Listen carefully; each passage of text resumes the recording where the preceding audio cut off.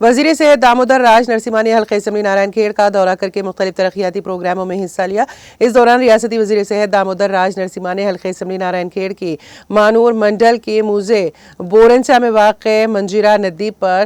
430.50 لاکھ کی لاگت سے تعمیر کیے جانے والے lift irrigation field gravity mains کا سنگ بنیاد رکھا، جس کے تعمیری کام مکمل ہونے پر منور منڈل کے 2900 ایکڑ اراضیات کو فصل اگانے کے لیے پانی سربراہ کیا جائے گا۔ اسی دوران ریاستی وزیر نے 259 لاکھ روپے کی لاگت سے اسی مقام پر lift irrigation field gravity mains کا سنگ بنیاد رکھا، جس کے تعمیری کام مکمل ہونے پر ریگوڑ منڈل کے 500 ایکڑ اراضیات کو فصل اگانے کے لیے کسانوں کو پانی سربراہ کیا جائے گا۔ اس موقع پر منعقدہ جلسے سے ریاستی وزیر دامودر راج نرسمہا نے مخاطب کرتے ہوئے عہدیداروں کو ہدایت دی کہ تعمیری کاموں کو 6 مہینوں کے اندر مکمل کیا جائے۔ انہوں نے کہا کہ مذکورہ lift irrigation gravity field mains کی تکمیل سے مانور منڈل اور ریگوڑ منڈل میں موجود 3400 ایکڑ اراضیات کو کسانوں کے لیے فصل اگانے کے لیے پانی کی سربراہی کی راہ ہموار ہوگی۔ انہوں نے کہا کہ مذکورہ اریگیشن پروجیکٹوں کی تعمیر سے اس علاقے کے کسانوں کی معاشی حالت میں بہتری ہوگی۔ اس موقع پر رکن پارلیمنٹ ظہیر آباد سریش کمار شیٹکار،